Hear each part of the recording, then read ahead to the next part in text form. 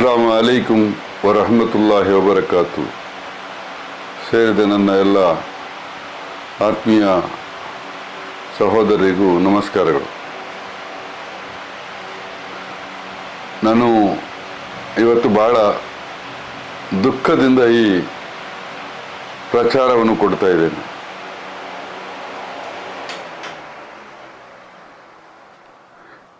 ಈ ದೇಶ ಕಂಡಂಥ ಒಂದು ದೊಡ್ಡ ಆಘಾತ, ದೊಡ್ಡ ದುರಂತ,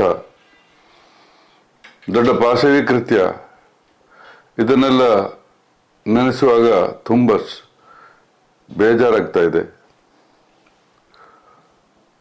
ನಮ್ಮ ದೇಶದ 26-28 ಮಂದಿಗಳು ಮೊನ್ನೆ ಒಂದು ದೊಡ್ಡ ದುರಂತದಲ್ಲಿ ನಾವೇನು ನೆನೆಸಿದಂಥ ಅನಿರೀಕ್ಷಿತ ಘಟನೆ ಈ ದೇಶದಲ್ಲಿ ನಡೆದು ಹೋಯಿತು. ಈ ಬಗ್ಗೆ ಆ ಮಡಿದಂಥ ವ್ಯಕ್ತಿಗಳ ಬಗ್ಗೆ ಒಬ್ಬ ಮನುಷ್ಯ ತನ್ನ ಮಾನವೀಯತೆ ನೆನೆಯಲ್ಲಿ ತುಂಬ ನೋವನ್ನು ಪಡಲೇಬೇಕು. ಯಾಕಂತ ಹೇಳಿದ್ರೆ ಇವತ್ತು ಆ ಕುಟುಂಬ, ಆ ಮರಣ ಹೊಂದಿದಂಥವರ ಕುಟುಂಬ ಇವತ್ತು ಎಷ್ಟೊಂದು ದುಃಖದಲ್ಲಿದ್ದಾರೆ. ಅವರು ಯಾರು? ನಮ್ಮ ಸಹೋದರರಲ್ಲವೇ, ಸಹೋದರಿಗಳಲ್ಲವೇ?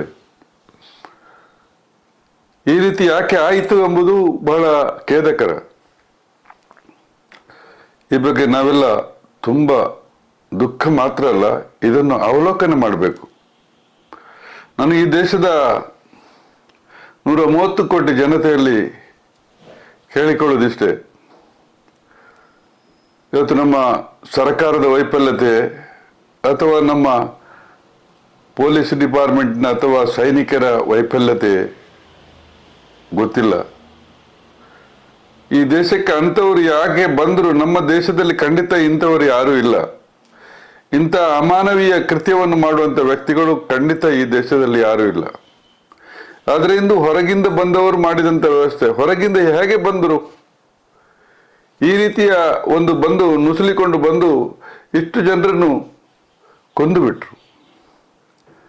ಹಾಗಾದರೆ ಇದರ ಇಲ್ಲಿರುವಂಥ ಸರ್ಕಾರ ಏನು ಮಾಡಿದೆ? ಇಲ್ಲಿರುವ ಪೊಲೀಸ್ ಡಿಪಾರ್ಟ್ಮೆಂಟ್, ಯಾಕೆ ಪೊಲೀಸ್ ಡಿಪಾರ್ಟ್ಮೆಂಟಿಗೆ ಇದು ಗೊತ್ತಾಗಲಿಲ್ಲ? ಈ ಬಗ್ಗೆ ಹೇಳುವುದಾದರೆ ತುಂಬ ಖೇದಕರವಾಗ್ತದೆ ಈ ದೇಶದ ಸರ್ಕಾರದ ವೈಫಲ್ಯತೆ. ಮಾನ್ಯ ಪ್ರಧಾನಿ ಮೋದಿಯವರೇ, ಪ್ರಧಾನಮಂತ್ರಿಗಳಾಗಿ ಈ ದೇಶಕ್ಕೆ ತುಂಬ ಗೌರವಗಳನ್ನು ತಂದಿದ್ದೀರಿ, ಒಳ್ಳೊಳ್ಳೆ ಕೆಲಸಗಳನ್ನು ನೀವು ಮಾಡಿದ್ದೀರಿ. ಆದರೆ ಈ ರೀತಿಯ ವ್ಯವಸ್ಥೆ ಆಗುವಾಗ ಇದಕ್ಕೆ ಬೇಕಾದಂಥ ವ್ಯವಸ್ಥೆಯನ್ನು ಈ ದೇಶದಲ್ಲಿ ಆಗುವಂಥ ಇಂಥ ಅನಾಹುತಗಳಿಗೆ ನೀವು ಯಾವುದೇ ಒಂದು ವ್ಯವಸ್ಥೆ ಮಾಡದೆ ನೀವು ಹೋಗಿ ವಿದೇಶದಲ್ಲಿ ತಿರುಗಾಡಿ ಬಹಳ ದೊಡ್ಡ ದೊಡ್ಡ ವಿಚಾರಗಳನ್ನು ಮಾಡಿ ಆ ಕಡೆ ಈ ಕಡೆ ಕೇಳ್ತಾ ಇರುವಾಗ ನಮಗೆ ಸಂತೋಷ ಆಗ್ತಾ ಇದೆ. ಹೋದವರೆಲ್ಲ ನೀವು ನಿಮಗೆ ಗೌರವವೂ ಸಿಕ್ಕಿದೆ. ಆ ಗೌರವ ಸಿಕ್ಕಿದ್ದು ಯಾಕೆ ಎಂಬುದು ಈಗ ಅನರ್ಥ. ನಿಮ್ಮ ದೇಶವನ್ನು ನಿಮಗೆ ರಕ್ಷಿಸಲಾಗದೇ ಇರುವಂಥ ವ್ಯಕ್ತಿ ನೀವು ಇನ್ನೊಂದು ದೇಶಕ್ಕೆ ಹೋಗಿ ತಿರುಗಾಡಿಕೊಂಡು ಬಂದಾಗ ಏನು ನಿಮ್ಮಲ್ಲಿ ಇದನ್ನು ಪುರುಷಾರ್ಥ ಅಂತ ನಮ್ಗೆ ಗೊತ್ತಾಗೋದಿಲ್ಲ. ಆದರೆ ನಿಮ್ಮ ಪ್ರಧಾನಿ ಪಟ್ಟಕ್ಕೆ ಒದಗಿರುವಂಥ ಒಂದು ವಿಚಾರದಲ್ಲಿ ನೀವು ಹೋಗಿ ತಿರುಗಾಡ್ತೀರಿ, ಬೇರೆ ಬೇರೆ ದೇಶಗಳಲ್ಲಿ ಬಾಂಧವ್ಯವನ್ನು ಹೊಂದಿದ್ದೀರಿ, ಸಂತೋಷ. ಆದರೆ ಇಂಥ ವ್ಯವಸ್ಥೆಗಳನ್ನು ಮೊದಲು ನಮ್ಮ ಈ ದೇಶದ ಭದ್ರತೆಗೆ ನೀವು ವ್ಯವಸ್ಥೆಯನ್ನು ಮಾಡಬೇಕು. ಪಾಕಿಸ್ತಾನಿಯರು ಮಾಡಿದ್ದಾರೆ, ಪರಕೀಯರು ಮಾಡಿದ್ದಾರೆ, ಇದು ಹೇಳಲಿಕ್ಕೆ ಬಹಳ ಸುಲಭ. ಯಾವ ಪಾಕಿಸ್ತಾನಿಯರು ಯಾವ ದೇಶದಲ್ಲಿ ನಾನು ತಿಳ್ಕೊಳ್ಳೋಷ್ಟು ಸತ್ಯ, ಈ ಲೋಕದಲ್ಲಿ ಭಾರತ ದೇಶದಷ್ಟು ಒಳ್ಳೆಯ ದೇಶ ಇನ್ನೊಂದು ದೇಶ ಇಲ್ಲ. ಇಷ್ಟೊಂದು ಶಸ್ತ್ರಾಸ್ತ್ರ ಹೊಂದಿರುವ ದೇಶ ಇನ್ನೊಂದಿಲ್ಲ. ಇಷ್ಟೊಂದು ಜನಬಲಾಢ್ಯವನ್ನು ಹೊಂದಿರುವಂಥ ದೇಶ ಇನ್ನೊಂದಿಲ್ಲ. ಇಷ್ಟೆಲ್ಲ ಇರುವಾಗ ಇಂಥ ಒಂದು ಲೋಪದೋಷಗಳು ಯಾಕೆ ಬಂತು? ಆಯಿತು, ಆ ಸಂಭವ ನಡೆಯಿತು. ನಡೆದಾದ ನಂತರ ಇಷ್ಟು ತನಕ ಏನಾಯಿತು? ಈಗ ಸುಮಾರು ದಿನಗಳ ಹಿಂದೆ ನಡೆದಂಥ ಕತೆ. ಇವತ್ತು ತಾರೀಕು 28-29 ಆಯಿತು. ಇಷ್ಟು ದಿನಗಳ ಕಾಲ ನೀವು ಇದರ ಬಗ್ಗೆ ಏನು ಮಾಡಿದಿರಿ? ನಾವು ಹಾಗೆ ಮಾಡ್ತೇವೆ ಹೀಗೆ ಮಾಡ್ತೇವೆ ಮತ್ತು ಪೇಪರಲ್ಲಿ ಮಾಧ್ಯಮಗಳಲ್ಲಿ ತುಂಬಾ ನೀವು ಹೇಳ್ತಾ ಇರ್ತೀರಿ. ಏನು ಮಾಡಿದಿರಿ? ಜನ ನಂಬಬೇಕಲ್ಲ ಇದನ್ನು. ಮತ್ತೆ ಮತ್ತೆ ಇನ್ನು ಇದನ್ನೇ ಹೀಗೆ ಹೇಳಿದ್ರೆ ಜನರಿಗೆ ಮೊದಲು ಒಬ್ಬ ಮನುಷ್ಯ ಅವನಿಗೆ ಬೇಕಾಗಿರೋದು ಮೊದಲು ಅವನ ಪ್ರಾಣ ರಕ್ಷಣೆ. ಬೇರೆಲ್ಲ ಸಂಪತ್ತು, ಅಧಿಕಾರ, ಮತ್ತೊಂದು ಮಗದೊಂದೆಲ್ಲ ಮತ್ತೆ ಅವನ ಪ್ರಾಣ ರಕ್ಷಣೆ ಮಾಡಲಿಕ್ಕೆ ಸಾಧ್ಯ ಆಗದಿದ್ದರೆ ಒಬ್ಬ ಮನುಷ್ಯರಿಗೆ ತನ್ನ ಪ್ರಾಣದಷ್ಟು ಪ್ರೀತಿ ಬೇರೆ ಯಾವುದರಲ್ಲೂ ಇಲ್ಲ. ಆ ಪ್ರಾಣವನ್ನು ಇವತ್ತು ಕಳ್ಕೊಳ್ಳೋದು ಬಹಳ ಚಿಕ್ಕ ಕೆಲಸ ಆಗಿಬಿಟ್ಟಿದೆ.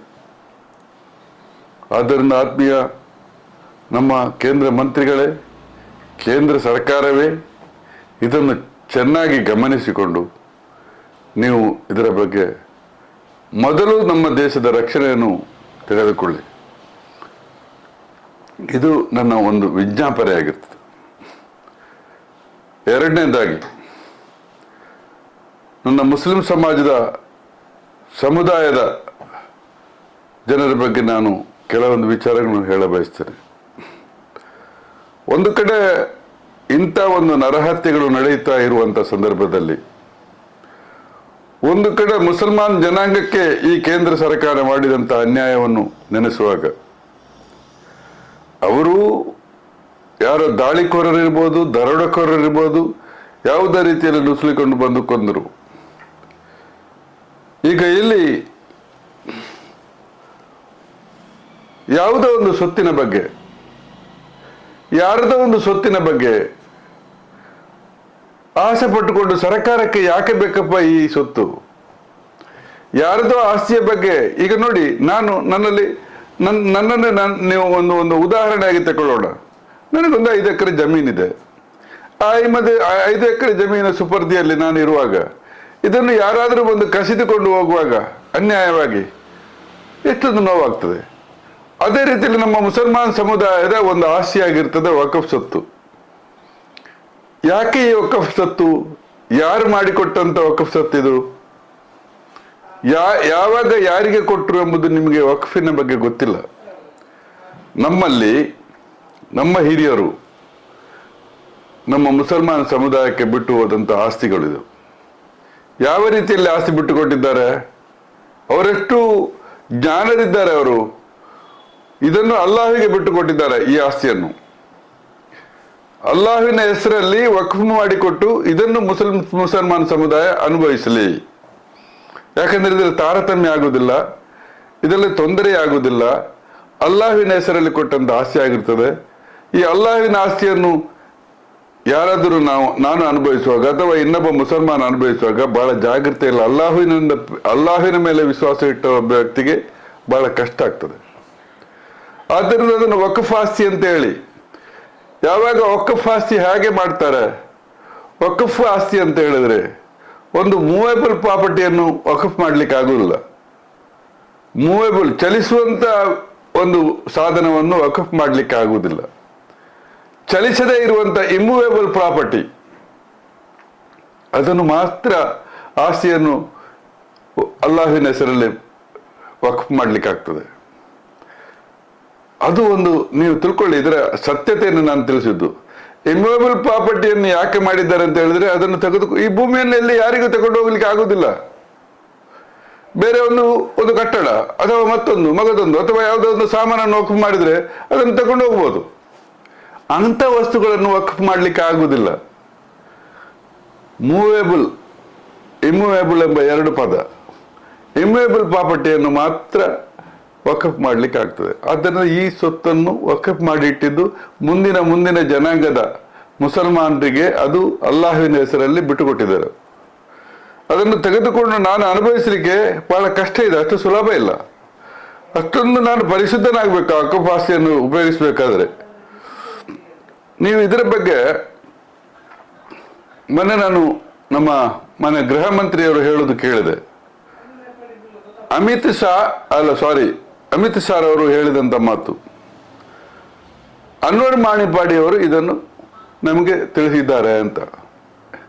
ಎಷ್ಟೊಂದು ಹಾಸ್ಯಾಸ್ಪದ ವಿಚಾರ. ಅನ್ವರ್ ಮಾಣಿಪಾಡಿ ಏನನ್ನು ಹೇಳಿದ್ದಾರೆ ಎಂಬುದನ್ನು ನೀವು ತಿಳ್ಕೊಳ್ಳಿಲ್ಲ ಸ್ವಾಮಿ. ಅನ್ವರ್ ಮಾಣಿಪ್ಪಾಡಿ ರಿಪೋರ್ಟ್ ಮಾಡಿದ್ದಾರೆ, ವರದಿ ಮಾಡಿದ್ದಾರೆ ಸರ್ಕಾರಕ್ಕೆ, ನಿಜ. ಈ ಮುಸಲ್ಮಾನರ ಸೊತ್ತನ್ನು, ವಕಫ್ ಸೊತ್ತನ್ನು ಕೆಲವು ಸ್ಥಾಪಿತ ಹಿತಾಸಕ್ತಿಗಳು, ಕೆಲವು ಬಂಡವಾಳಶಾಹಿ ಮುಸಲ್ಮಾನರು ಅವರೇ ಉಪಯೋಗಕ್ಕೆ ತೆಗೆದುಕೊಳ್ತಾರೆ. ಇಂಥ ಒಂದು ಸಂದರ್ಭದಲ್ಲಿ ಸರ್ಕಾರಕ್ಕೆ ಅವರು ವರದಿ ಮಾಡಿದ್ದಾರೆ. ಇದನ್ನು ನೀವು ಪತ್ತೆ ಹಚ್ಚಿ ಇವರಿಂದ ವಾಪಸ್ ತಗೊಳ್ಬೇಕು ಅಂತ ಹೇಳಿ ಅನ್ವರ್ ಮಾಣಿಪ್ಪಾಡಿ ಅವರು ಮೈನಾರಿಟಿ ಕಮಿಷನರ್ ಆದ ಸಂದರ್ಭದಲ್ಲಿ ಅವರ ಕರ್ತವ್ಯವನ್ನು ಅವರು ಮಾಡಿದ್ದು. ಅದನ್ನು ವಕ್ಫನ್ನು ತಿದ್ದುಪಡಿ ಮಾಡಿ ಅಂತ ಹೇಳಿ ಅನ್ವರ್ ಮಾಣಿಪ್ಪಾಡಿ ಹೇಳಿಲ್ಲ, ಆ ವರದಿಯಲ್ಲಿ ತಿಳಿಸಲೂ ಇಲ್ಲ. ಅಂತ ಸಂದರ್ಭದಲ್ಲಿ ನೀವು ಯಾವುದೋ ಒಬ್ಬ ಮುಸಲ್ಮಾನ ಹೆಸರು ಹೇಳಿಕೊಂಡು ಅನ್ವರ್ ಮಾಣಿಪ್ಪಾಡಿ ಮುಸಲ್ಮಾನಾದ ಒಬ್ಬ ನಮಗೆ ರಿಪೋರ್ಟ್ ಮಾಡಿದ್ದರಿಂದ ನಾವು ಇದರ ಬಗ್ಗೆ ಗಮನ ತೆಗೆದುಕೊಂಡಿದ್ದೇವೆ ಎಂಬ ಹೇಳಿದ್ದಕ್ಕೆ ನಾನು ಈ ಉತ್ತರವನ್ನು ಕೊಡ್ತಾ ಇದ್ದೇನೆ. ಅನ್ವರ್ ಮಾಣಿಪ್ಪಾಡಿ ತಪ್ಪು ಮಾಡಲಿಲ್ಲ, ಅನ್ವರ್ ಮಾಣಿಪ್ಪಾಡಿ ಒಳ್ಳೆಯ ಕೆಲಸ ಮಾಡಿದ್ದಾರೆ. ಈ ವಕ್ಫ್ ಸೊತ್ತನ್ನು ಮುಸಲ್ಮಾನ ಸಮುದಾಯ ಕಬಳಿಸ್ತಾ ಇದೆ. ಯಾರು ಬಂಡವಾಳಶಾಹಿಗಳು ಅವರು ಕಬಳಿಸುವುದನ್ನು ನಿಲ್ಲಿಸಿ ಅಂತ ಸರ್ಕಾರಕ್ಕೆ ವರದಿ ಒಪ್ಪಿಸಿದ್ದಾರೆ. ಸರ್ಕಾರ ಅದನ್ನು ಗಮನಿಸಲಿಲ್ಲ. ಆ ಸಮಯದಲ್ಲಿ ಈ ಕರ್ನಾಟಕ ರಾಜ್ಯದಲ್ಲಿ ಯಡಿಯೂರಪ್ಪರವರ ಸರ್ಕಾರ ಇತ್ತು. ಯಾಕೆ ಸ್ವಾಮಿ ಅವತ್ತು ಇವರ ಬಗ್ಗೆ ಗಮನ ತಗೊಳ್ಳಿಲ್ಲ? ಸರ್ಕಾರ ನಿಮ್ಮದಿರಲಿಲ್ವಾ? ಇವತ್ತು ನಾನು ಹೇಳುದಿಷ್ಟೇ, ಯಾವಾಗ ಇದು ಒಂದು ಹಾಸ್ಯಾಸ್ಪದ ವಿಚಾರ. ಅನ್ವರ್ ಮಾಣಿಪ್ಪಾಡಿ ಮುಸಲ್ಮಾನ್ ಹೇಳಿದ್ದಕ್ಕೆ ಮುಸಲ್ಮಾನರಿಗೆ ಮುಸಲ್ಮಾನ್ ತಿಳಿಸಿದ್ದಾನೆ ಎಂಬುದು ಅವರ ಒಂದು ವಾದ ಇರ್ಬೋದು. ಆ ಮುಸಲ್ಮಾನ್ ತಿಳಿಸಿದ್ದು ಯಾಕೆ ಅಂತ ನಿಮಗೆ ತಿಳಿಸಿದ್ದು. ಅವರು ನಿಮಗೆ ಖಂಡಿತ ಇದನ್ನು ತಿದ್ದುಪಡಿ ಮಾಡಬೇಕಂತ ಅವರು ಹೇಳಲಿಲ್ಲ, ಆ ವರದಿಯಲ್ಲಿ ಇರಲಿಕ್ಕೂ ಇಲ್ಲ. ಅವರು ಈ ವಕ್ಫ್ ಸೊತ್ತನ್ನು ಮುಸಲ್ಮಾನರು ಕಬಳಿಸ್ತಾ ಇದ್ದಾರೆ. ಮುಸಲ್ಮಾನರು ಯಾರು ಸ್ಥಾಪಿತ ಹಿತಾಸಕ್ತಿಗಳು ಮತ್ತು ಬಂಡವಾಳಶಾಹಿಗಳು ಅವರೇ ತೆಗೆದುಕೊಂಡು ಬಡವರಿಗೆ ಸಿಗದಂತೆ ಮಾಡಿದ್ದಾರೆ. ಇದನ್ನು ನೀವು ಸರಿಯಾದ ತನಿಖೆ ಮಾಡಿ ಇದನ್ನು ವಾಪಸ್ ತೆಗೆದುಕೊಳ್ಳಬೇಕೆಂಬ ಒಂದು ವರದಿಯನ್ನು ಅವರು ಮಾಡಿದ್ದಾರೆ. ಅವರು ಒಳ್ಳೆ ಕೆಲಸ ಮಾಡಿದ್ದಾರೆ, ಎಲ್ಲ ಒಳ್ಳೆ ಕೆಲಸ ಮಾಡಲಿಲ್ಲ ಅಂತ ಹೇಳುದಿಲ್ಲ. ಇದನ್ನು ನೀವು ಇದನ್ನು ಒಬ್ಬ ಮುಸಲ್ಮಾನ ನಮಗೆ ತಿಳಿಸಿದ್ದು, ಆ ಮುಸಲ್ಮಾನ ತಿಳಿಸಿದ್ದನ್ನು ನಾವು ತಿದ್ದುಪಡಿ ಮಾಡಿದ್ದೇವೆ ಅಂತ ಹೇಳಿದರೆ ಇದೊಂದು ಹಾಸ್ಯಾಸ್ಪದ ವಿಚಾರ. ಇಂಥದಕ್ಕೆಲ್ಲ ನೀವು ಇಷ್ಟು ದೊಡ್ಡ ಸರ್ಕಾರ ಈ ಮಾತನ್ನು ಹೇಳಬಾರದಿತ್ತು. ಬೇಸರ ಆಗ್ತಾ ಇದೆ. ಇರ್ಲಿ ಬಿಡಿ, ಇನ್ನಾದರೂ ಆಮೇಲೆ ನೀವು ತಿದ್ದುಪಡಿ ತಂದಿರೋದಕ್ಕೆ ನೋಡಿ. ವಕ್ಫ್ ಸೊತ್ತನ್ನು ತಿದ್ದುಪಡಿ ಮಾಡುವಾಗ ವಕ್ಫ್ ಅಂದ್ರೆ ಏನು ಎಂಬುದನ್ನು ನೀವು ತಿಳಿದಾದಿರಿ. ವಕ್ಫ್ ಎಂಬ ಸೊತ್ತು ಅಲ್ಲಾಹುವಿನ ಹೆಸರಲ್ಲಿ, ಈಗ ನಮ್ಮ ಪೂರ್ವಜರಿಗೆ ಅವರಲ್ಲಿ ಅಪಾರವಾದ ಸೊತ್ತು ಇತ್ತು. ಅದು ಇರ್ಲಿಕ್ಕೂ ಕಾರಣ ಇತ್ತು. ಅದು ಯಾರ ಸೊತ್ತು ಅಲ್ಲ, ಈ ದೇಶದ ಸೊತ್ತೇ, ಬೇರೆ ಯಾರದ್ದಲ್ಲ ಅವರ ಹತ್ರ ಎಲ್ಲ ಇದ್ದಿದ್ದು. ಒಬ್ಬೊಬ್ಬ ರಾಜರ ಹತ್ರ ಇತ್ತು. ಸಾವಿರಾರು ಎಕರೆ, ಲಕ್ಷಾಂತರ ಹೆಕ್ಟೇರ್ ಭೂಮಿಗಳೆಲ್ಲ ಇತ್ತು. ಅವರಲ್ಲಿ ಹೆಚ್ಚಿಗೆ ಇದ್ದ ಆ ಜಾಗವನ್ನು ಮುಂದಿನ ಪೀಳಿಗೆಯಲ್ಲಿರುವ ಮುಸಲ್ಮಾನರು ಇದನ್ನು ಅನುಭವಿಸಲಿ ಅಂತ ಹೇಳಿ ಅವತ್ತು ವಕ್ಫ್ ಮಾಡಿ ಕೊಟ್ಟಿದ್ದಾರೆ. ಆ ವಕ್ಫ್ ಸೊತ್ತು ಯಾರಿಗೆ ಸಲ್ಲಬೇಕು? ಈಗ ದೇವಸ್ಥಾನದೊಂದು ಪ್ರಾಪರ್ಟಿ, ದೇವಸ್ಥಾನದ ಪ್ರಾಪರ್ಟಿ ಯಾರಿಗೆ ಸೇರಬೇಕು? ಅದು ಮುಸಲ್ಮಾನರಿಗೆ ಸೇರಬೇಕಾ?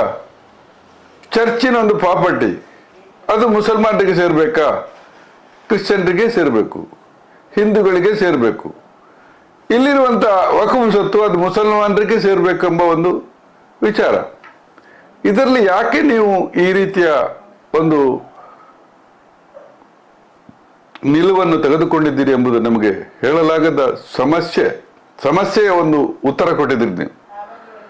ಮುಂದಿನ ದಿನಗಳಲ್ಲಿ ನಮಗೆ ವಿಶ್ವಾಸ ಇದೆ, ನೀವೇನೇ ಮಾಡಿ ಕೇಂದ್ರದಲ್ಲಿ ನಿಮ್ಮ ಬಲ ಇರ್ಬೋದು, ಆದರೆ ನಮಗೆ ಒಂದು ಉಚ್ಚ ನ್ಯಾಯಾಲಯ ಇದೆ, ಸರ್ವೋಚ್ಚ ನ್ಯಾಯಾಲಯ ಇದೆ, ಸುಪ್ರೀಂ ಕೋರ್ಟ್, ಅದರ ಜಡ್ಜಿ ಇದ್ದಾರೆ, ನ್ಯಾಯಾಧೀಶರಿದ್ದಾರೆ.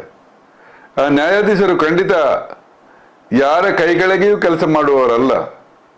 ನ್ಯಾಯವನ್ನು ಪರಿಪಾಲಿಸುವಂತ ಶಕ್ತಿ ಅವರ ಹತ್ರ ಇದೆ. ಈ ವಿಶ್ವಾಸ ನಮ್ಮಲ್ಲಿಯೂ ಇದೆ. ಅದನ್ನು ನಾಳೆ 5ನೇ ತಾರೀಕಿಗೆ ನಮಗೆ ಖಂಡಿತ ಇದರ ಬಗ್ಗೆ ಒಳ್ಳೆಯ ರಿಪೋರ್ಟ್ ಬರ್ಬೋದು, ಒಳ್ಳೆಯ ನ್ಯಾಯ ನಮಗೆ ಸಿಗ್ಬೋದು. ಆ ನ್ಯಾಯಾಧೀಶರಿಗೆ ದೇವರು ಒಳ್ಳೆಯ ನ್ಯಾಯವನ್ನು ಕೊಡಲಿಕ್ಕೆ ಅವರಿಗೆ ಬುದ್ಧಿಯನ್ನು ಕರುಣಿಸಲಿ. ನಮ್ಮ ವಿಶ್ವಾಸ ಇದೆ.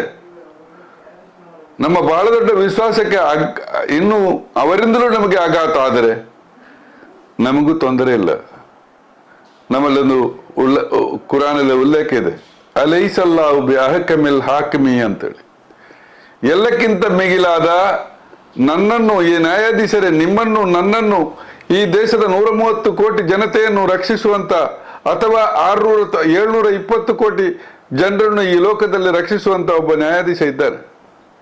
ಅದು ನಾವು ಹೇಳುದು ಅಲ್ಲಾಹು ಅಂತೇಳಿ.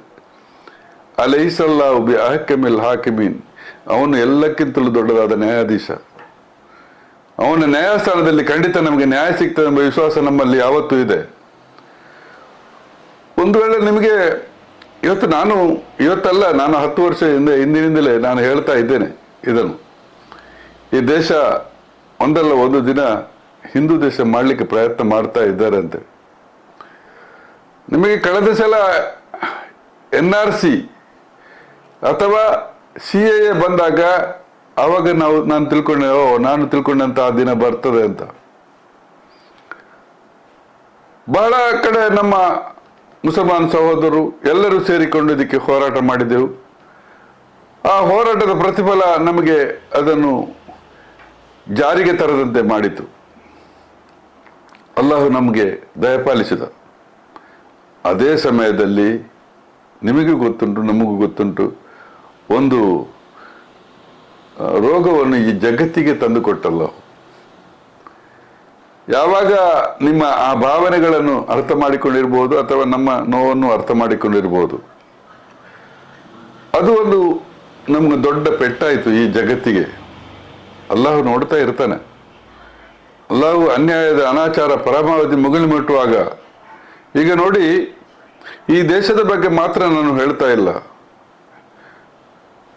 ಈ ದೇಶದ ಇನ್ನೊಂದು ಸ್ಥಿತಿಯನ್ನು ಈ ದೇಶ ಮಾತ್ರವಲ್ಲ, ಇನ್ನು ಸೌದಿ ಅರೇಬಿಯಾಗೆ ಹೋಗಿ ಅಥವಾ ಇರಾನ್ ಹೋಗಿ, ಇರಾಕ್ ಹೋಗಿ, ಅಥವಾ ಚೆಚೆನ್ಯ, ಹರ್ಜಗೋವಿನ, ರಷ್ಯಾ, ಇನ್ನು ಇದು ಯಾವುದು ರಷ್ಯಾದಲ್ಲಿ, ಮತ್ತೆ ಬೇರೆ ಬೇರೆ ಕಡೆಗಳಲ್ಲಿ ಲೋಕದ ಪ್ರತಿಯೊಂದು ಕಡೆ ಯುದ್ಧಗಳು ನಡೀತಾ ಇದೆ. ಯಾಕೆ ಸ್ವಾಮಿ? ಮನುಷ್ಯರಲ್ಲವೇ? ಪ್ಯಾಲೆಸ್ತೀನನ್ನು ನೋಡಿ, ಎಷ್ಟೊಂದು ಪ್ಯಾಲೆಸ್ತೀನ್ ಮಾತ್ರವೇ ಅಲ್ಲ, ಯುದ್ಧ ನಡೆಯುವಾಗ ಆ ಯುದ್ಧಕ್ಕೆ ಎದುರಾಗಿ ಅದನ್ನು ಹೋರಾಟ ಮಾಡಲಿಕ್ಕೆ ಸಾಧ್ಯ ಆಗದಿದ್ದರೆ ಅಲ್ಲಿ ಏನಾಗ್ತದೆ ಪರಿಸ್ಥಿತಿ? ಅಲ್ಲೇ ಜನಜೀವನ ಏನಾಗ್ತದೆ?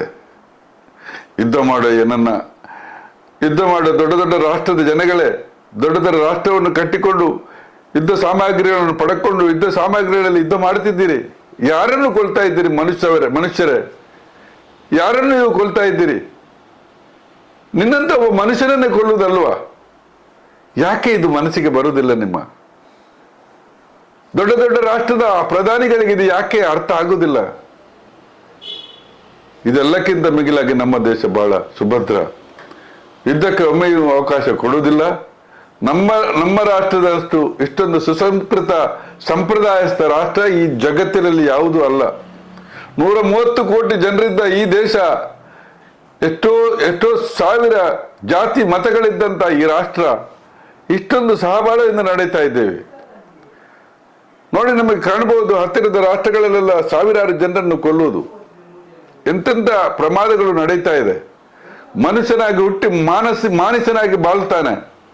ಎಷ್ಟು ದೊಡ್ಡ ಪ್ರಧಾನಿ ಆಗಿರ್ಬೋದು ಅವನು, ರಷ್ಯಾ ಇರ್ಬೋದು ಅಥವಾ ಅಮೆರಿಕ ಇರ್ಬೋದು ಅಥವಾ ಯುರೋಪ್ ಇರ್ಬೋದು ಅಥವಾ ದೊಡ್ಡ ದೊಡ್ಡ ಕಂಟ್ರಿಗಳಿರ್ಬೋದು, ಫ್ರಾನ್ಸ್ ಇರ್ಬೋದು. ನೀವು ಮನುಷ್ಯರಲ್ಲವೇ? ನಾವು ಮನುಷ್ಯರಲ್ವಾ? ಒಬ್ಬ ಭಿಕ್ಷುಕ ಮನುಷ್ಯನಲ್ಲವೇ? ಒಬ್ಬ ದೊಡ್ಡ ಬಂಡವಾಳಶಾಹಿ ಇರ್ಬೋದು ಅಥವಾ ದೊಡ್ಡ ಸಿರಿವಂತ ಇರ್ಬೋದು, ಅವನು ಮನುಷ್ಯನೇ ಅಲ್ವಾ? ನಾನೊಂದು ವಿಚಾರವನ್ನು ನಾನು ಎಲ್ರಿಗೂ ಹೇಳ್ತೇನೆ. ಇವತ್ತು ಅಮೆರಿಕದ ಅಧ್ಯಕ್ಷ ಬಹಳ ದೊಡ್ಡ ಜನ ಈ ಜಗತ್ತಿನಲ್ಲಿ. ಅವನು ಈ ದೇಶವನ್ನು ಕಾಣುವಷ್ಟು ಅವನಿಗೆ ಕಣ್ಣು ಇರುವುದು, ಅವನ ಈ ಜಗತ್ತನ್ನು ಕಾಣುವಷ್ಟೇ ಕಣ್ಣು ಇರುವುದು. ಅದೇ ಜಾಗದಲ್ಲಿ ಒಬ್ಬ ಭಿಕ್ಷುಕನಿಗೆ ಅವನ ಕಣ್ಣು ಅಷ್ಟೇ ಇರುವುದು. ಈ ಜಗತ್ತನ್ನು ನೋಡ್ಲಿಕ್ಕೆ ಅಷ್ಟೇ ಸಾಧ್ಯ ಆಗ್ತದೆ.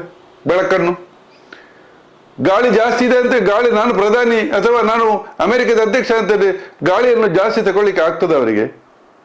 ಅಥವಾ ನೀರು, ಈ 3 ವಿಚಾರದಲ್ಲಿ ಅಲ್ಲಾಹು ಪ್ರತ್ಯೇಕವಾಗಿ ನಮಗೆ ನಿರ್ದರ್ಶನ ತೋರಿಸಿದ್ದಾನೆ. ಗಾಳಿ, ಬೆಳಕು ಮತ್ತು ನೀರು, ಈ 3 ವಿಚಾರದಲ್ಲಿ ನಾನು ನಿಮ್ಮಲ್ಲಿ ಹೇಳ ಬಯಸ್ತೇನೆ. ಆ ಮನುಷ್ಯರು ಭಿಕ್ಷುಕನಿಗೂ ಹೋಲಿಕೆ ಮಾಡೋಣ.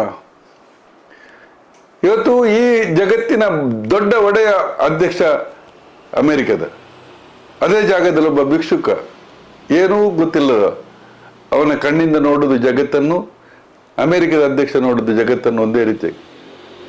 ಸೇವಿಸುವಂತ ಗಾಳಿ, ಕುಡಿಯುವಂತ ನೀರು. ನಾನು ಅಧ್ಯಕ್ಷ ಅಂತಲ್ಲಿ ಜಾಸ್ತಿ ನೀರು ಕುಡಿಯಲಿಕ್ಕೆ ಆಗ್ತದೆ ಸ್ವಾಮಿ.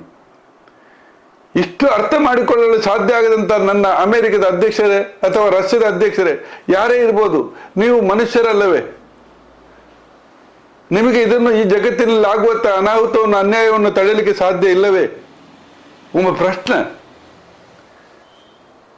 ಒಂದೇ ವಾಕ್ಯದಲ್ಲಿ ಹೇಳುದಿದ್ರೆ, ಮಾನವೀಯತೆಯನ್ನು ನೀವು ಕಳ್ಕೊಂಡಿದ್ದೀರ. ನೀವು ಮನುಷ್ಯರಲ್ಲವೇ? ಮನುಷ್ಯ ಸ್ಥಿತಿಯನ್ನು ನೀವು ಅನುಸರಿಸಿಕೊಳ್ಳಿ. ಚಿಕ್ಕ ಚಿಕ್ಕ ಮಕ್ಕಳು ನನ್ನ ಮನೆಯಲ್ಲಿ, ನನ್ನ ಒಂದು ಮನೆಯಲ್ಲಿ ಎರಡು ಮಕ್ಕಳು ಆಚೆ ಈಚೆ ಗಲಾಟೆ ಮಾಡಿಕೊಂಡು ನನ್ನನ್ನು ಹೊಡೆದು ಉರುಳಿಸಿದರೆ ಎಷ್ಟು ನೋವಾಗ್ಬೋದು, ಎಷ್ಟು ನೋವು ಅನುಭವಿಸ್ಬೋದು ನಾವು. ಇದು ಯಾಕೆ ಇನ್ನೂ ಅರ್ಥ ಆಗುವುದಿಲ್ಲ ನಿಮಗೆ? ನೀವು ಮನುಷ್ಯ ರೂಪವನ್ನು ತಾಳಿಕೊಳ್ಳಿ. ನಿಮಗೆ ಯುದ್ಧ ಆಗಿ ನನ್ನ ರಾಷ್ಟ್ರ ಗೆಲ್ಲಬೇಕು, ಯುದ್ಧ ಮಾಡಿ ಗೆಲ್ಲಬೇಡಿ. ನೀವು ಪ್ರೀತಿಯಿಂದ ಗೆಲ್ಲಲಿಕ್ಕೆ ಪ್ರಯತ್ನ ಮಾಡಿ. ಈ ದೇಶವನ್ನು ಪ್ರೀತಿಯಿಂದ, ಈ ರಾಜ್ಯವನ್ನು, ಈ ಲೋಕವನ್ನು ಪ್ರೀತಿಯಿಂದ ಗೆಲ್ಲಲಿಕ್ಕೆ ನೀವು ಪ್ರಯತ್ನ ಮಾಡಿ. ಆಗ ಈ ಜಗತ್ತಿನಲ್ಲಿ ಕಾಣುವಂಥ ಸತ್ಯ, ಆ ಸಂತೋಷ ಎಲ್ರಿಗೆ ಹೇಗೆ ಇರ್ತದೆ ಎಂಬುದನ್ನು ತಿಳ್ಕೊಳ್ಳಿ. ಜಗತ್ತಿನ ಬಹುಪಾಲು ಮಂದಿ ಬಡವರೇ ಇರ್ತಾರೆ, ಶ್ರೀಮಂತರು ಬಹಳ ಕಮ್ಮಿ. ಇಂಥ ಸಂದರ್ಭದಲ್ಲಿ ನೀವು ದೊಡ್ಡ ಮನುಷ್ಯರು ನೀವು ಆಗಿರ್ಬೋದು, ನೀವು ಅಲ್ಲಾಹಿನೊಂದಿಗೆ ಸಂಬಂಧಪಡಲಿಕ್ಕೆ ಇಷ್ಟಪಡಿ, ದೇವರೊಂದಿಗೆ ಸಂಬಂಧಪಡಲಿಕ್ಕೆ ಇಷ್ಟಪಡಿ. ಆಗ ಇಂಥ ಅನಾಹುತಗಳು ಈ ದೇಶದಲ್ಲಿ ಆಗಲಿ ಜಗತ್ತಿನಲ್ಲಾಗಲಿ ಬರಲಿಕ್ಕೆ ಸಾಧ್ಯ ಆಗುವುದಿಲ್ಲ. ಇವತ್ತು ನಾನು ನಮ್ಮ ಪ್ರಧಾನಮಂತ್ರಿ ನರೇಂದ್ರ ಮೋದಿ ಅವತ್ತು ಒಂದೇ ಒಂದು ಪ್ರಶ್ನೆಯನ್ನು ಹಾಕ್ತಾ ಇದ್ದೇನೆ. ನೋಡಿ ಸ್ವಾಮಿ, ಮೊನ್ನೆ ಅಂತ ಇಂಥ ನರರಾಕ್ಷಸರು ನರಹತ್ಯೆಯನ್ನು ಮಾಡಿದರು. ಯಾಕೆ ಇವರ ಬಗ್ಗೆ ಕಾಳಜಿ ಇಲ್ಲ ನಿಮಗೆ? ಕಾಳಜಿ ಇದ್ದರೆ ಅಂತ ಒಂದು ದರೋಡೆಕೋರರನ್ನು ನಿಮಗೆ ಹಿಡಿಲಿಕ್ಕೆ ಸಮಯ ಬೇಕಾ? ಇನ್ನೆಷ್ಟು ಜನರನ್ನು ಅವರು ಕೊಲ್ತಾರೆ. ಅವರನ್ನು ನೀವು ಕೊಲ್ಬೇಕಂತ ನಾನು ಹೇಳುವುದಿಲ್ಲ. ಅದು ಅವರು ಮಾಡಿದ ಕೃತ್ಯ, ನಾವು ಮಾಡುದು ಬೇಡ. ಆದ್ರೆ ಅವರನ್ನು ಹಿಡಿದು ಜೈಲಲ್ಲಿ ಇಡಬಹುದಲ್ಲ. ಇದನ್ನು ಬಿಟ್ಟು ಹಾರಿಗೆಯ ಉತ್ತರಗಳನ್ನು ಕೊಡುವುದು ನಿಮ್ಮ ಪಾಲಿಗೆ ಅದೊಂದು ಅಷ್ಟೊಂದು ಸೂಕ್ತವಲ್ಲ. ನೀವೊಬ್ಬ ಮನುಷ್ಯನಾಗಿ ಪ್ರವರ್ತನೆ ಮಾಡಿ. ಈ ನಮ್ಮ ದೇಶಕ್ಕೆ ಒಂದು ರಕ್ಷಣೆ ಕೊಡಿ. ನಾವು ಬಡವರು. ಈ ದೇಶದಲ್ಲಿ 70%, 60%, 70% ಬಡವರಿದ್ದಾರೆ. ಒಂದು ಚಿಕ್ಕ ಪ್ರಮಾಣದಲ್ಲಿ ಮಾತ್ರ ಶ್ರೀಮಂತರು ಇರ್ಬೋದು. ನಮ್ಮನ್ನು ರಕ್ಷಣೆ ಮಾಡಿ ಸ್ವಾಮಿ. ಇನ್ನೊಂದು ವಿಚಾರ ನಾನು ಹೇಳ ಬಯಸ್ತೇನೆ ನಮ್ಮ ಮುಸಲ್ಮಾನ್ ಸಹೋದರ ಹತ್ರ. ತಪ್ಪು ತಿಳ್ಕೊಳ್ಬೇಡಿ. ನಮಗೆ ಈ ಅವಸ್ಥೆ ಈ ರೀತಿ ಬರಲಿಕ್ಕೆ ಕಾರಣರು ಯಾರು ಎಂಬುದನ್ನು ಸ್ವಲ್ಪ ಅವಲೋಕಿಸಬೇಕು. ನಾನು ಮುಸಲ್ಮಾನ್ ಸಹೋದರ ಹತ್ರ ಒಂದು ಪ್ರಶ್ನೆ, ನಿಮಗೆ ನಾನೊಂದು ಕೆಲವು ವಿಚಾರಗಳನ್ನು ಹೇಳ ಬಯಸ್ತೇನೆ. ನಾವು ಇವತ್ತು ಈ ದೇಶದಲ್ಲಿ ಬಹಳೊಂದು ಗೌರವದಲ್ಲಿ ಬಾಳ್ತೇವೆ. ಈ ಬಾಳುವಾಗ ಇತ್ತಿಷ್ಟು ವರ್ಷ ನಾವು ಬಾಳಿದ್ದೇವೆ, ಇನ್ನೂ ಬಾಳಬೇಕು, ಇಲ್ಲೇ ಮಡಿಬೇಕು ಎಂಬ ಉದ್ದೇಶ ನಮ್ಮೆಲ್ಲರ ಹತ್ರ ಉಂಟು. ಇವತ್ತು ಈ ದೇಶದಲ್ಲಿ ರಾಜಕೀಯ ವ್ಯಕ್ತಿಗಳು ನಮ್ಮನ್ನು ಬೇರೆ ಬೇರೆ ರೀತಿಯಲ್ಲಿ ಹಿಂಸೆ ಕೊಡ್ತಾ ಇದ್ದಾರೆ. ಒಂದು ಕಾಂಗ್ರೆಸ್ ಇರ್ಬೋದು, ಒಂದು ಬಿಜೆಪಿ ಇರ್ಬೋದು, ಅಥವಾ ಬೇರೆ ಬೇರೆ ಪಕ್ಷಗಳಿರ್ಬೋದು. ಅದರಲ್ಲಿ ಮುಖ್ಯವಾಗಿ ಕಾಂಗ್ರೆಸ್ ಮತ್ತು ಬಿಜೆಪಿ ಈಗ ಕಾಣುವಂಥ ದೊಡ್ಡ ಪಕ್ಷಗಳು. 1948ನೇ ಇಸವಿ ನಾನು ಮುಸಲ್ಮಾನ್ ಸಹೋದರ ಹತ್ರ ಹೇಳುವಂತ ಒಂದು ಸತ್ಯ ವಿಚಾರ. ನಾವು ಯಾವತ್ತು ಹಿಸ್ಟ್ರಿಯನ್ನು ನಾವು ನೋಡಲಿಲ್ಲ. 1948 ಡಿಸೆಂಬರ್ 12ನೇ ತಾರೀಕಿನಂದು ನೆಹರು ಮಾಡಿದಂತ ಒಂದು ವಿಚಾರ. ಅವರು ನಿಜಾಮುದ್ದೀನ್ ದರ್ಗಾದಲ್ಲಿ ಒಂದು ದೊಡ್ಡ ಮೀಟಿಂಗ್ ಕರೆದು, ದೊಡ್ಡ ಸಭೆ ಕರೆದು, ಮುಸಲ್ಮಾನರನ್ನು ಕರೆದು, ಆ ಕರೆದಾಗ ಮೌಲಾನಾ ಅಬ್ದುಲ್ ಕಲಾಂ ಆಜಾದ್ ಇರ್ಬೋದು, ಖಾನ್ ಗಫರ್ ಖಾನ್ ಅಂತ ದೊಡ್ಡ ದೊಡ್ಡ ಮುಸಲ್ಮಾನ್ ಲೀಡರ್ಗಳು ಸೇರಿದರು. ಅವರಲ್ಲೊಂದು ಮಾತು ಹೇಳಿದರು, ನೀವು ಈ ದೇಶದಲ್ಲಿ ಬದುಕಬೇಕಾದರೆ ನೀವು ಕಾಂಗ್ರೆಸ್ಸಿನೊಟ್ಟಿಗಿರಬೇಕು, ಇಲ್ಲದಿದ್ದರೆ ನಿಮ್ಮನ್ನು ಈ RSS ಬದುಕಲಿಕ್ಕೆ ಬಿಡುವುದಿಲ್ಲ. ನಮಗೆ ಒಂದು ವಿಚಾರವನ್ನು ತಿಳಿಸಿದರು. ಮಾತ್ರ ಅಲ್ಲ, ಅವತ್ತು ಈ ದೇಶದ 9,000 ಮಸೀದಿಗೆ ನೆಹರೂರವರು ಮೌಲಾನಾ ಅಬ್ದುಲ್ ಕಲಾಂ ಆಜಾದ್ ಎಂದು ಕಾಗದ ಬರೆಸಿದರು. ನೀವು ಕಾಂಗ್ರೆಸ್ಸಿನೊಟ್ಟಿಗಿರಬೇಕು, 1948ರಿಂದ 1984 ತನಕ ಇಂದಿರಾ ಗಾಂಧಿ ತೀರಿಕೊಂಡು ಹೋಗುವ ಆ ದಿವಸ ತನಕ ನಾವು ಈ ದೇಶದಲ್ಲಿ ಮುಸಲ್ಮಾನರು ಕಾಂಗ್ರೆಸ್ ಅನ್ನು ಅಪ್ಪಿ ಹಿಡ್ಕೊಂಡೆವು. ಅವತ್ತು ನಮ್ಮ ಹಿರಿಯರು ಹೇಳಿದ ಮಾತನ್ನು ತಿರಸ್ಕರಿಸಬಾರದಂತ ಹೇಳಿ ನಾವು ಅಪ್ಪಿಕೊಂಡೆವು. ಅಲ್ಲಿ ಯಾವತ್ತೂ ಒಮ್ಮೆಯೂ ಕಾಂಗ್ರೆಸ್ಗೆ ಅಲ್ಲದೆ ಬೇರೆ ಯಾವುದೇ ಸರ್ಕಾರ ಬರಲಿಕ್ಕೆ ಅವಕಾಶ ಕೊಡಲಿಲ್ಲ. ಇದೊಂದು ಸತ್ಯ. ಆದರೆ ಈ 40 ವರ್ಷಗಳ ತನಕ ನಾವು ಆ ಪಕ್ಷದಲ್ಲಿ ಇದ್ದುಕೊಂಡು ಅಷ್ಟೊಂದು ಹೋರಾಟ ಮಾಡಿದ ನಮ್ಮಲ್ಲಿ, ಅಷ್ಟೊಂದು ಮತವನ್ನು ಕೊಟ್ಟ ನಮ್ಮಲ್ಲಿ ನಮಗೆ ಸಿಕ್ಕಿದ ಉತ್ತರ ಯಾವುದು?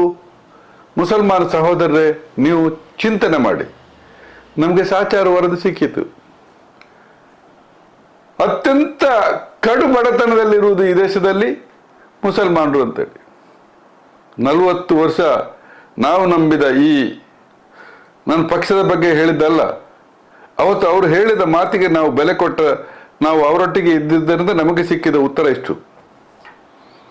ತದನಂತರ ದೇಶದ ವಿವಿಧ ಭಾಗಗಳಲ್ಲಿ, ಅದು ಬಿಹಾರ ಇರ್ಬೋದು, ಲಾಲು ಪ್ರಸಾದ್ ಯಾದವ್ ಇರ್ಬೋದು, ಮಮತಾ ಬ್ಯಾನರ್ಜಿ, ಇವರೆಲ್ಲ ಸೇರಿಕೊಂಡು ಬೇರೆ ಬೇರೆಯಾಗಿ ಹೋದರು. ಕಾಂಗ್ರೆಸ್ ಒಮ್ಮೆ ಸರ್ಕಾರ ಬರಲಿಕ್ಕೆ ಆಗಲಿಲ್ಲ. ಈ ಸತ್ಯ ಹೀಗೆ. ಏನು ಮಾಡಿದ್ರು ಆ ಸರ್ಕಾರ? ಅವತ್ತು ನಮ್ಮಲ್ಲಿ ಹೇಳಿದರು, ನಮ್ಮನ್ನು RSS ಎಂಬ ಗೂಬೆಯನ್ನು ತಂದರು. ಸ್ವಾಮಿ, ನಾನು ಕೇಳ್ತಾ ಇದ್ದೇನೆ, ಈ ಮುಸಲ್ಮಾನ ಸಹೋದರ ಹತ್ರ ನಾನು ಹೇಳ್ತಾ ಇದ್ದೇನೆ, RSS ಅನ್ನು ನಾನು ಹೊಗಳುವುದಲ್ಲ, ತೆಗಳುವುದೂ ಅಲ್ಲ. RSS ಒಂದು ಪಕ್ಷ ಅಲ್ಲ, RSS ಒಂದು ಸಂಸ್ಥೆ, ಪಕ್ಷ ಬಿಜೆಪಿ. ಅವ್ರು ಯಾಕೆ ಅಂತ ಹೇಳಿದ್ರೆ ಈ ದೇಶವನ್ನು ಆಳ್ಲಿಕ್ಕೋಸ್ಕರ ಒಳ್ಳೆಯ ಪಕ್ಷವನ್ನು ಆರಿಸಿದ್ರು ಅಷ್ಟೇ. RSS ಬಗ್ಗೆ ನೀವು ತಪ್ಪು ತಿಳ್ಕೊಂಡಿದ್ದೇವೆ ಎಂಬುದನ್ನು ಈ ಸಂದರ್ಭದಲ್ಲಿ ನಾನು ನಿಮ್ಮ ಹತ್ರ ಹೇಳ್ತೇವೆ. RSS ನಮ್ಮ ಮುಸಲ್ಮಾನರ ವಿರೋಧಿ ಅಂತ ಹೇಳುವುದಿದ್ದರೆ ಅದು ಸರಿಯಾದ ವಿಚಾರ ಅಲ್ಲ. ನಮ್ಮ ವಿರೋಧಿ ಅಲ್ಲ. ಅವತ್ತು ಅವರಿಗೆ ಗೊತ್ತಿತ್ತು ಈ ದೇಶವನ್ನು ಒಳ್ಳೆಯ ರೀತಿಯಲ್ಲಿ ಬಾಳ್ಲಿಕ್ಕೆ ಈ ಮುಸಲ್ಮಾನರು ಕಾಂಗ್ರೆಸ್ಸಿಗೆ ಓಟು ಕೊಡ್ತಾರೆ, ಬೇರೆ ಯಾವ ಪಕ್ಷಕ್ಕೂ ಕೊಡುವುದಿಲ್ಲ ಎಂಬ ಒಂದು ತಪ್ಪು ಧೋರಣೆ ಅವರಲ್ಲಿ ಬಂದಿತ್ತು. ಅದರಿಂದ ಅವರು ನಮ್ಮನ್ನು ವಿರೋಧಿಸಿದ್ದಾರೆ ಹೊರತು, ಇವತ್ತು ನಾನು ನೋಡಿದೆ, ಒಂದು ಪತ್ರದಲ್ಲಿ ನೋಡಿದೆ, ನಮ್ಮ ಮೊದಲಿನ DC ಸಾಹೇಬರು, ಸೆಂದಿಲ್ ಸಾಹೇಬರು ಕೊಟ್ಟಿದ್ದು, RSS ಯಾವತ್ತು ಮುಸಲ್ಮಾನರ ವಿರೋಧಿ ಅಲ್ಲ. ಅದು ಯಾವುದರ ಬಗ್ಗೆ ನಾನು ಓದಿದೆ, ಅದು ಬೇರೆ ಏನೋ ಒಂದು ಸಬ್ಜೆಕ್ಟ್ ಕೊಟ್ಟಿದ್ದಾರೆ. ಅದೇ ರೀತಿಯಲ್ಲಿ ನಾನು ಹೇಳ್ತಾ ಇದ್ದೇನೆ, ಮುಸಲ್ಮಾನರ ವಿರೋಧಿ ಒಮ್ಮೆಯೂ RSS ಅಲ್ಲ. RSS ಅಂದ್ರೆ ಏನು ಅಂತೇಳಿ RSS ಜನಗಳಿಗೆ ಗೊತ್ತಿಲ್ಲ. RSS ಅಂದ್ರೆ ಏನು? ರಾಷ್ಟ್ರೀಯ ಸ್ವಯಂ ಸೇವಕ ಸಂಘ. ನಾನು ಈ ರಾಷ್ಟ್ರದಲ್ಲಿ ಹುಟ್ಟಿದ್ದೇನೆ, ನನಗೆ ಯಾರು ಆರ್ಡರ್ ಮಾಡೋದು ಬೇಡ. ನಾನು ನನ್ನ ಸ್ವಯಂ ನನ್ನಷ್ಟಕ್ಕೆ ನಾನು ಒಳ್ಳೆ ಸೇವೆಯನ್ನು ಮಾಡುದು. RSS ರಾಷ್ಟ್ರೀಯ ಸ್ವಯಂ ಸೇವಕ ಸಂಘ. ಸ್ವಯಂ ನಿನ್ನ ಮನಸ್ಸಿನಿಂದ ಹುಟ್ಟಿಕೊಂಡಂತ ಒಳ್ಳೇದು ಯಾವುದು ಅದನ್ನು ಮಾಡುವುದೇ RSS. ಇದನ್ನು ನಾವು ಯಾಕೆ ಅರ್ಥ ಮಾಡಿಕೊಳ್ಳುವುದಿಲ್ಲ? ಅವರು ಒಳ್ಳೆ ಕೆಲಸ ಮಾಡಿದ್ದಾರೆ ಅಂತೇಳಿ ನಾನು ಹೊಗಳಿದ್ದು ಅಂತ ನೀವು ತಿಳ್ಕೊಳ್ಬೇಡಿ. RSS ಅರ್ಥ ಅದು ಹಾಗೆ. ಅವರೆಷ್ಟು ಒಳ್ಳೇದು ಮಾಡಿದ್ದಾರೆ ಎಂಬುದನ್ನು ನಾನು ಈಗ ಈ ಸಂದರ್ಭದಲ್ಲಿ ಹೇಳಲಿಕ್ಕೆ ಬಯಸುವುದಿಲ್ಲ. ಆದರೆ ನಾವು ಮುಸಲ್ಮಾನರೀಗ ನಮ್ಮ ಮೇಲೆ ಒಂದು ಗುಬೆ ಕುರಿಸಿದ್ದಾರೆ. ನಮ್ಮನ್ನು ಯಾವುದು ಅವನು RSS ಮಾಡಿದ್ದು, ಅದು RSS ಮಾಡಿದ ತಪ್ಪು. ನಾವು ಅದನ್ನು ನಂಬಿದ್ದೇವೆ. ಆ ನಂಬಿ ನಮಗೆ ಈ ಅವಸ್ಥೆ ಬಂತು. ಸಾಚಾರ ವರದಿ ಬರಲಿಕ್ಕೆ ಕಾರಣ ಏನು? 40 ವರ್ಷ ನಾವು ಆ RSS ಬಗ್ಗೆ ಭಯಪಟ್ಟೆವು. ಅವರು ನಮ್ಮನ್ನು ಭಯಪಡಿಸಲಿಲ್ಲ, ಅವರು ನಮ್ಮ ವಿರೋಧಿ ಅಲ್ಲ. ನಾವು ಇನ್ನಾದರೂ ಅರ್ಥ ಮಾಡಿಕೊಳ್ಬೇಕು ಮುಸಲ್ಮಾನ ಸಹೋದರರು. ಮುಂದಿನ ದಿನಗಳಲ್ಲಿ ನಾವು ಈ ದೇಶದಲ್ಲಿ ಬಾಳ್ಬೇಕು, ಸಹೋದರರಾಗಿ ಬಾಳ್ಬೇಕು, ಸಹೋದರ ಸಹೋದರಿಯ ವಾತ್ಸಲ್ಯವನ್ನು ಉಂಟು ಮಾಡಬೇಕು. ನಾವು ಮನುಷ್ಯರಾಗಬೇಕು, ಅವರು ಮನುಷ್ಯರಾಗಬೇಕು. ಸ್ವಾಮಿ, ನಾನು RSS ನೋಡ್ತಾ ಹೇಳ್ತೇನೆ, RSS ಪಕ್ಷದ ಮೋಹನ್ ಭಾಗವತರ ಹತ್ರ ನಾನು ಕಾಂಟ್ಯಾಕ್ಟ್ ಇದ್ದೇನೆ. ಮೋಹನ್ ಭಾಗವತರ ಹತ್ರ ನಾನು ಹೇಳ್ತಾ ಇರೋದಿಷ್ಟೇ, ಅವರು ನಮ್ಮ ವಿರೋಧಿ ಒಮ್ಮೆಯೂ ವಿರೋಧವಾದಂಥ ಒಂದು ಮಾತನ್ನು ಎಲ್ಲಿಯೂ ಹೇಳಿಲ್ಲ, ಯಾವ ಪತ್ರಿಕೆಯಲ್ಲಿ. ಮುಸಲ್ಮಾನ ಸಮೂಹದ ಒಬ್ಬೊಬ್ಬನ ಮೇಲೆ ಮುಸಲ್ಮಾನ ತಪ್ಪು ಮಾಡೋದು ತಪ್ಪು ಅಂತ ಹೇಳಿರ್ಬೋದು, ಅದು ಮುಸಲ್ಮಾನ ಸಮುದಾಯಕ್ಕೆ ಬರುವುದಿಲ್ಲ. ಸಮುದಾಯವನ್ನು ಇಟ್ಟುಕೊಂಡು ಯಾವತ್ತೂ ಹೇಳಿಲ್ಲ. ಇದೆಲ್ಲ ನಾವು ಅರ್ಥೈಸ್ಕೊಳ್ಬೇಕು. ನಾವು ಈ ಜಗತ್ತಿನಲ್ಲಿ ಈ ದೇಶದಲ್ಲಿ ಬಾಳ್ಬೇಕು. ಬಾಳುವಾಗ ತಪ್ಪು ಯಾವುದು, ಸರಿ ಯಾವುದು, ಸರಿ ಅಲ್ಲ ಯಾವುದು ಎಂಬುದನ್ನು ನಾವು ಸ್ವಲ್ಪ ತಿಳ್ಕೊಂಡ್ರೆ ನಮಗೆ ಬದುಕಲಿಕ್ಕೆ ತುಂಬ ಸುಲಭ. ಅವರು ಮನುಷ್ಯರೇ, ಅವರು ನಮ್ಮನ್ನೇನು ಇದು ಮಾಡಲಿಕ್ಕೆ ಹೋಗಲಿಲ್ಲ. ಮುಂದಿನ ದಿನಗಳಲ್ಲಿ 1925 ನಾಗಪುರದಲ್ಲಿ ಗೋಲ್ವಲ್ಕರ್ ಎಂಬವರು ಇದನ್ನು ಸ್ಥಾಪನೆ ಮಾಡಿದರು. 1947ರಲ್ಲಿ ನಮಗೆ ಸ್ವಾತಂತ್ರ್ಯ ಸಿಕ್ಕಿದ್ದು. ಸ್ವಾತಂತ್ರ್ಯ ಪೂರ್ವ ಇದ್ದಂಥ ಒಂದು ಸಂಸ್ಥೆ ಅದು. ಸ್ವಾತಂತ್ರ್ಯಾನಂದ ಬಂದಂಥ ಸಂಸ್ಥೆ ಅಲ್ಲ. ಗೋಲ್ವಲ್ಕರ್ ಮತ್ತು ಗಾಂಧೀಜಿ, ಗೋಡ್ಸೆ ಇವರೆಲ್ಲ ಒಟ್ಟಿಗೆ ಇದ್ದರು. ಆ ಕಥೆಯನ್ನು, ಹಿಸ್ಟ್ರಿಯನ್ನು ಹೇಳ್ಬೇಕಾದ್ರೆ ಇನ್ನೊಂದು ದಿವಸ ಭಾರಿ ದೊಡ್ಡ ಹಿಸ್ಟ್ರಿ ಇದೆ. ಅದೆಲ್ಲ ನನಗೆಲ್ಲ ಸಂಕ್ಷಿಪ್ತವಾಗಿ ನಾನು ದಿವಸ, ದಿನ, ಗಂಟೆ, ಯಾವ ಗಂಟೆಗೆ ಎಲ್ಲಿ ಏನು ಮಾಡಿದ್ದಾರೆ ಎಂಬುದು ನನ್ನದು ಡಾಕ್ಯುಮೆಂಟು ಇದೆ. ಅದನ್ನು ಡೆಲ್ಲಿಯಲ್ಲಿ ಡಾಕ್ಯುಮೆಂಟ್ ರೂಮಿನಲ್ಲಿ ಇದೆ, ನನ್ನಲ್ಲಿ ಮಾತ್ರ ಅಲ್ಲ. ಅದೆಲ್ಲ ತುಂಬ ವಿಚಾರಗಳಿದೆ. ಅದನ್ನು ಹೇಳಲಿಕ್ಕೆ ಸಮಯ ಸಾಕಾಗೋದೀಗ. ಅದನ್ನು ಹೇಳುವಾಗ ತಪ್ಪು ತಿಳುವಳಿಕೆ ಮಾಡುವಂಥ ಕೆಲವು ಜನರು ಇರ್ಬೋದು, ತಪ್ಪನ್ನು ಹೇಳ್ಬೋದು. ಈಗ ನಾನು ಈಗ ಹೇಳಿದಂಥ ವಿಚಾರದಲ್ಲೂ ಕೆಲವು ತಪ್ಪು ಅನ್ನು ಹುಡುಕಲಿಕ್ಕೆ ಜನ ಹೊರಟಿರ್ಬೋದು. ಆದರೆ ನಾನು ಈ ಸತ್ಯವನ್ನು ಹೇಳಿದ್ದೇನೆ. ತಪ್ಪು ನೀವು ಅದನ್ನು ಹುಡುಕಿಕೊಂಡು ತಪ್ಪು ಭಾವನೆಗಳು ನಿಮಗೆ ಬರುವುದಿದ್ದರೆ ನನ್ನನ್ನು ಕ್ಷಮಿಸಿ. ನಾನು ನಿಮ್ಮನ್ನು ತಪ್ಪು ದಾರಿಗೆ ಎಳೆದಿದ್ದಲ್ಲ. ನಮ್ಮ ಸಮುದಾಯ ಒಳ್ಳೆ ರೀತಿಯಲ್ಲಿ ನಡ್ಕೊಳ್ಬೇಕು, ಒಳ್ಳೆ ರೀತಿಯಲ್ಲಿ ಈ ದೇಶದಲ್ಲಿ ಹೋಗಬೇಕು. ಅವರು ಇನ್ನೊಂದು ಹುನ್ನಾರ ಮಾಡ್ತಾ ಇದ್ದಾರೆ. RSS ಮಾಡುವುದಲ್ಲ, ಈ ಕೇಂದ್ರ ಸರ್ಕಾರ ಮಾಡ್ತಾ ಇದೆ. ಇದೊಂದು ಹಿಂದೂ ದೇಶ ಆಗಬೇಕೆಂಬುದನ್ನು ಅವರ ತೀರ್ಮಾನ ಇದಿದೆ. ಹಿಂದೂ ದೇಶ ಮಾಡಬೇಕು ಮುಂದಕ್ಕೆ. ಅದರ ಭಾಗವಾಗಿ ಈಗ ಈ ವಕ್ಫು, ಇನ್ನು ವಕ್ಫ್ ಮಾತ್ರ ಒಂದು ದೇಶ ಒಂದು ಚುನಾವಣೆ, ಇದನ್ನೆಲ್ಲ ತರುವುದು ಮುಂದಕ್ಕೆ ಹಿಂದೂ ದೇಶ ಮಾಡಲಿಕ್ಕೋಸ್ಕರ. ಒಂದು ದೇಶ ಒಂದು ಚುನಾವಣೆ ಅಂತ ಹೇಳುವ ವಿಚಾರದಲ್ಲಿ ಅವತ್ತೇ ನಾನು ಪ್ರೆಸ್ ಮಾಡಿ ಹೇಳಿದ್ದೆ. ಅದರ ಅರ್ಥ ಏನು? ಒಂದು ದೇಶ ಒಂದು ಚುನಾವಣೆ. ಒಂದು ದೇಶ ಒಂದು ಚುನಾವಣೆ ಅಂತ ಆಗುವಾಗ ಈ ಬಿಜೆಪಿ ಪಕ್ಷಕ್ಕೆ ಸಾಧ್ಯ ಆಗ್ತದೆ EVM ಯಂತ್ರವನ್ನು ಯಾವ ರೀತಿಯಲ್ಲಿ ಕರಗತ ಮಾಡಬೇಕು, ಯಾವ ರೀತಿಯಲ್ಲಿ ಅದನ್ನು ಉಪಯೋಗಕ್ಕೆ ತೆಗೆದುಕೊಳ್ಳಬೇಕು ಅವ್ರಿಗೆ ಗೊತ್ತಿದೆ.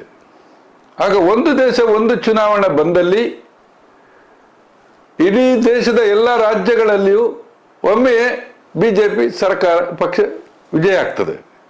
ಇದು ಅವರ ಹುನ್ನಾರ. ಬಂದಾಗ ಸಂವಿಧಾನವನ್ನು ಚೇಂಜ್ ಮಾಡ್ಬೋದು, ಯಾವುದನ್ನು ಚೇಂಜ್ ಮಾಡ್ಬೋದು ಅವರಿಗೆ. ಈ ರೀತಿಯ ಹಿಡನ್ ಎಜೆಂಡಾ ಆಗಿರ್ತದೆ ಇದು.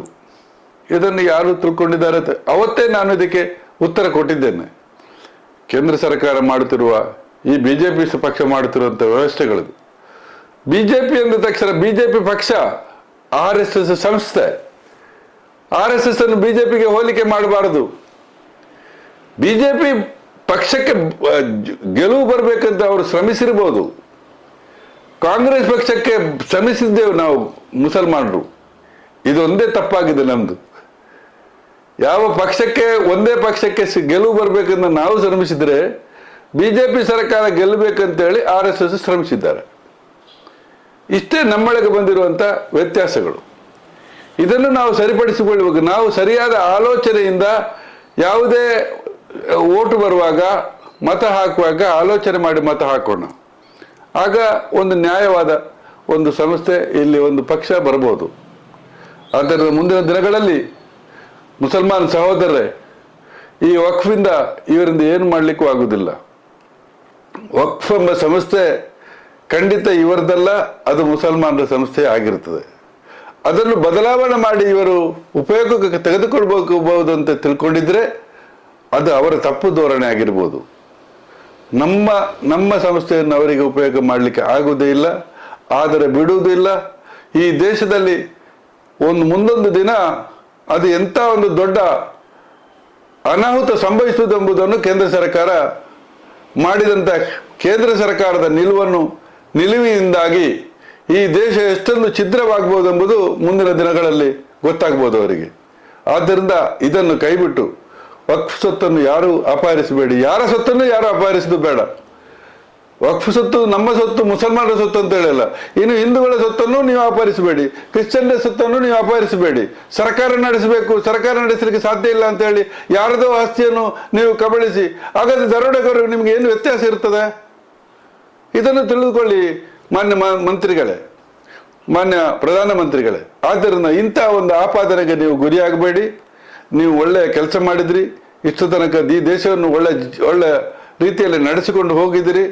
ಇನ್ನು ಯಾರು ಏನೇ ಹೇಳಿದ್ರು, ಯಾವ ರೀತಿಯ ಭಾವನೆಗಳು ನಿಮ್ಮಲ್ಲಿ ಹುಟ್ಟಿಸಲಿಕ್ಕೆ ಬಂದರು, ಆ ಭಾವನೆಗೆ ನೀವು ಸರಿಯಾದ ಭಾವನೆಯನ್ನು ತೆಗೆದುಕೊಳ್ಳಿ ಅಂತೇಳಿ ಹೇಳ್ತೇನೆ. ಜೈ ಹಿಂದ್, ಜೈ ಕರ್ನಾಟಕ.